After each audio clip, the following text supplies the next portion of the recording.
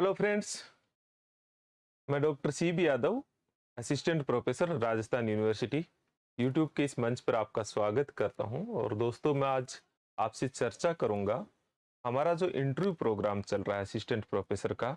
उसमें जो हम मॉक इंटरव्यू लेते हैं, बोर्ड टीचिंग का अभ्यास करवाते हैं, 1-to-1 सेशन होते हैं, उसमें जो स्टूडेंट्स से जो फीडबैक आ रहा है, हम उन्हें ऑब्जर्व कर रहे हैं, उनकी जो गलतियां देख रहे हैं, उनको उनके बारे में, विशेषकर उनकी जो बोर्ड टीचिंग को लेकर के जो मिस्टेक्स है, ऐसी 5 मिस्टेक्स जो हर स्टूडेंट्स कर रहा है, उनके बारे में मैं आज इस छोटे से आपसे संवाद में मैं आपसे चर्चा करूंगा। और ये क्योंकि हर स्टूडेंट वो गलतियां कर रहा है, तो मुझे लगा कि मैं वो चर्चाएं आपसे करूं। मेरे पास उन सब स्टूडेंट्स की वीडियो भी है, लेकिन प्राइवेसी के वास्ते मैं उन्हें डिस्क्लोज नहीं कर सकता। लेकिन आप अगर मेरे कोर्स में एडमिशन लेते हैं, तो उसमें ज़रूर आप उनके बारे में मेरे कमेंट्स, उनके बारे में हम ग्रुप डिस्कशन करते हैं, क्या क्या गलतियां होती है, तो आप देख सकते हैं। तो ऐसी 5 गलतियां जो बोर्ड टीचिंग के समय हर विद्यार्थी, ज़्यादातर विद्यार्थी, हर विद्यार्थी तो नहीं, ज़्यादातर विद्यार्थियों में देखी गई, अ, वो कौन कौन सी है, वो मैं थोड़ा सा आपको बताने का प्रयास करता हूँ इसमें। आपको जानकारी है कि असिस्टेंट प्रोफेसर के इंटरव्यू में बोर्ड टीचिंग महत्वपूर्ण ही नहीं, बल्कि सबसे महत्वपूर्ण पार्ट इंटरव्यू का होता है। और अगर बोर्ड टीचिंग कमजोर है, तो फिर बाकी चीजें चाहे आप कितनी भी मजबूत क्यों नहीं करें, कितना बड़े आंसर क्यों नहीं दे रहे हो, उनका कोई खास मतलब नहीं रह जाता है। इसलिए मैं स्टूडेंट से इस बात पे फोकस भी करवाता हूँ कि बोर्ड टीचिंग को इम्प्रूव करो। और मैं, मेरे जो इंटरव्यू प्रोग्राम्स चल रहे हैं यहाँ पे, उन पे भी मेरा पूरा फोकस है कि बोर्ड टीचिंग पे ज्यादा अभ्यास करवाया जाए।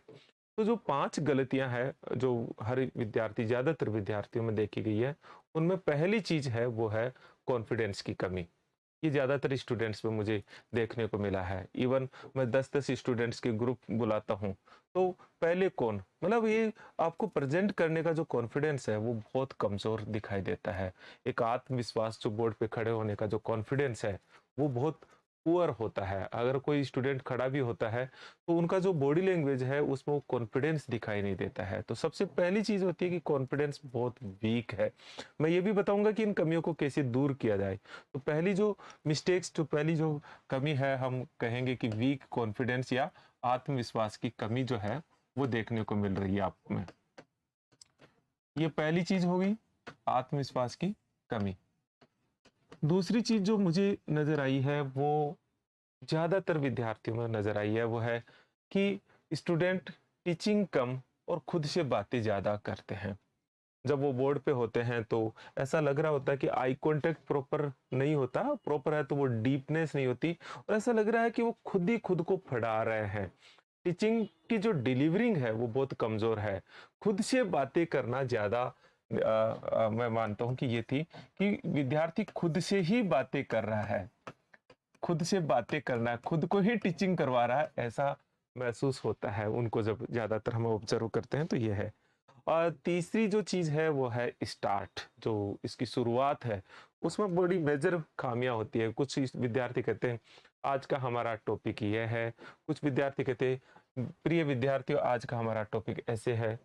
तो एक जोश के साथ में, एक उत्साह के साथ में, एक शुरुआत ऐसी होती है जो एक इंटरेस्ट जगा दे श्रोताओं में, स्टूडेंट्स में। वो शुरुआत नहीं, बहुत मंद शुरुआत होती है।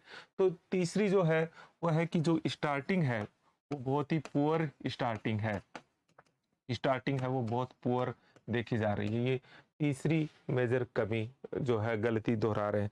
और चौथी है बोर्ड वर्क, वो तो बहुत पुअर है। मैं ये मानूं कि मैं अगर 40 विद्यार्थियों का ऑब्जर्व किया है, तो उसमें से 38 विद्यार्थियों का जो बोर्ड वर्क है, वो बोर्ड वर्क बहुत पुअर है। मैं वो भी बता रहा हूँ कि वो क्या, कैसे पुअर है। बोर्ड वर्क बहुत ही पुअर है। ये भी हमने देखा कि क्या क्या मिस्टेक्स है, वो भी हम। और पांचवा मिस्टेक्स जो सभी विद्यार्थियों में है, वो है आपका बोर्ड और बोलने, इनके बीच का जो सिंक्रोनाइजेशन है। मतलब आपका board work plus board work and जो आपका स्पीकिंग जो है, इसके बीच का जो सिंक्रोनाइजेशन है, वो बहुत ही पुअर है। ये 5 बड़ी मिस्टेक्स है। क्या क्या चीज़ें हैं मैं आपको बताऊं। जैसे मैंने आपको बताया कि यार कॉन्फिडेंस की कमी, खड़ा होने का पोस्चर ठीक नहीं है, खड़ा होते समय आई कांटेक्ट नहीं है, इसी तरह से जैसे खुद से बातें करना, ये तो है ही। बोर्ड वर्क में जो मेजर कमियां थी वो मैं थोड़ा सा का आपको नोटिस करवाता हूँ। वो क्या क्या कमियां हैं वो मैं आपसे। बोर्ड वर्क में एक तो हेडिंग जो डालते हैं ना, हेडिंग बहुत छोटी डालते हैं और फिर सेम चीज होती है। तो हेडिंग जो होती है वो कंपेरेटिवली हमेशा टॉपिक की क्या होती है, बड़ी होती है, और हेडिंग के नीचे एक अंडरलाइन। अब मैंने ये देखा कि जो ये अंडरलाइन होती है वो सीधी नहीं होती है विद्यार्थियों की, और हेडिंग होती है वो बहुत ही, या तो ये सीधी नहीं होती है, ये टेढ़ी लिख देते हैं, इसको तिरछा लिख देते हैं। दूसरा जो बोर्ड वर्क पर जो मैक्सिमम जैसे हिंदी में जो विद्यार्थी लिखते हैं, उनका उनका जो हिंदी होता है, जैसे मान लीजिए कि मैं संविधान लिख रहा हूँ, ये मैंने संविधान लिखा। अब इस संविधान के ऊपर या तो रेखा नहीं खींचती है, जो ऊपर जो लाइनिंग होती है वो टेढ़ी चलती है।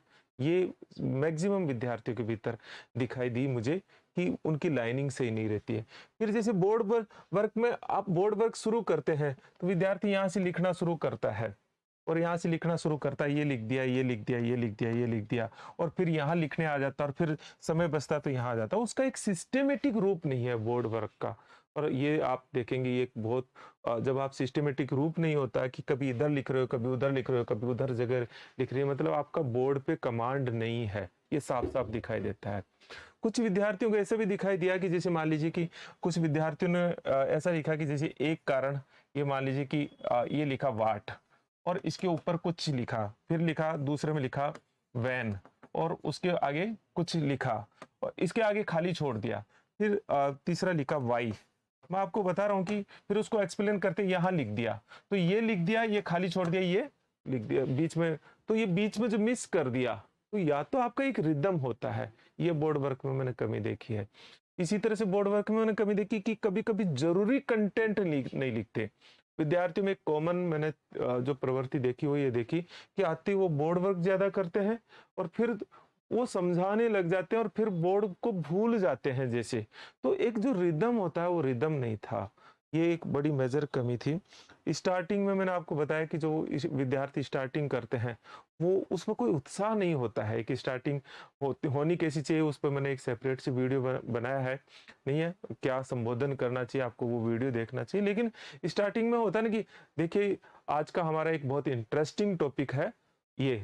अब ज्यादातर विद्यार्थी टॉपिक का सब टॉपिक ले लेते हैं और सीधा उस सब टॉपिक को स्टार्ट कर दिया। जैसे मान लीजिए कि किसी विद्यार्थी ने मिल की स्वतंत्रता ली, तो मिल की स्वतंत्रता को स्पष्ट करने लग गया। पहले या तो स्वतंत्रता क्या, उस स्वतंत्रता के भीतर मिल का विचार स्वतंत्रता है, वहां तक थोड़ा 30-40 सेकंड तक जो आना चाहिए वो नहीं आता, और सीधा स्टार्ट कर देता है। तो ये कुछ माइनर माइनर छोटी छोटी गलतियां थी जो सभी विद्यार्थी कर रहे थे। और चौथा था, या तो विद्यार्थी लिख रहा है या विद्यार्थी बोल रहा है। एक रिदम होता है लिखने का और बोलने का, जो रिदम होता है। कुछ कुछ विद्यार्थियों ने ज्यादा प्रैक्टिस की तो उनकी क्या खामियां थी, उनकी खामियां ये थी कि वो आ, उनको बीच बीच में याद आता था कि मुझे देखना भी है, तो फिर वो अचानक से देखने लग जाते, तो वो आर्टिफिशियलिटी दिखाई दे रही थी। तो दोस्तों आपको ये जो कमी है, वो कमियां आपको इंटरव्यू में बहुत बड़ा नुकसान पहुंचा सकती है। अब चूंकि कमियां तो कोई भी निकाल देगा, जरूरत तो इस बात की है कि उन्हें दूर कैसे किया जाए। तो मैं कोशिश करता हूँ, आपसे साझा करता हूँ कि क्या क्या कर सकते हैं। पहली चीज है कॉन्फिडेंस। देखिए कॉन्फिडेंस अभ्यास से तो आएगा ही, लेकिन कॉन्फिडेंस नॉलेज से भी आता है। इसलिए मैं इसमें सजेशन दूंगा कि आप कम से कम 3-4 टॉपिक तैयार करो। उसमें से पहले एक टॉपिक को तैयार करो, बहुत डीप में तैयार करो, और डीप में तैयार करने के पश्चात एक टॉपिक पे, अलग अलग टॉपिक पे नहीं, एक टॉपिक पे आप टीचिंग कराओ। शुरू में 5 मिनट कराओ, फिर 10 मिनट उसी टॉपिक पे, फिर 15 मिनट उसी टॉपिक पे, फिर 20 मिनट जाओ, फिर आधा घंटा, 1 घंटा एक टॉपिक पे।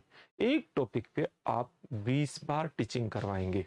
आप सोचिए, आपका एक टॉपिक पे कॉन्फिडेंस बना। आप सेकंड टॉपिक चुनेंगे तो आपको इतनी लंबी प्रोसेस नहीं करनी पड़ेगी, फिर आपको ये प्रोसेस छोटी हो जाएगी। फिर थर्ड टॉपिक चुनिए। तो मेरा स्पष्ट सजेशन है, बार बार अलग अलग जगह प्रैक्टिस करने के बजाय एक टॉपिक पे छोटी शुरुआत करते हुए उसे बढ़ाओ। निश्चित तौर पर ही मैं मानता हूं कि अगर आप इस प्रोसीजर को आप लेंगे तो कॉन्फिडेंस बढ़ेगा। दूसरा, कॉन्फिडेंस बढ़ाने का एक तरीका जो मेरा अपना जीवन में भी मैंने अडॉप्ट किया है, वो है कि आप सोचो, आप बहुत अच्छा पढ़ाते हो, आप ग्रेट टीचर हो, आप आपकी टीचिंग से लोग प्रभावित होते हैं। ऐसा जब सोचेंगे आप, तो धीरे-धीरे आपका सबकॉन्शियस माइंड ऐसा ही मानने लग जाता है और ऐसा ही रिएक्ट करता है। तो दूसरा काम आप ये करिए। तो कॉन्फिडेंस बढ़ाने का एक तरीका मैंने आपको बताया, आप प्रयोग कीजिए, और भी कई तरीके हैं जो मैं यहाँ इंटरव्यू प्रोग्राम में बताता हूँ।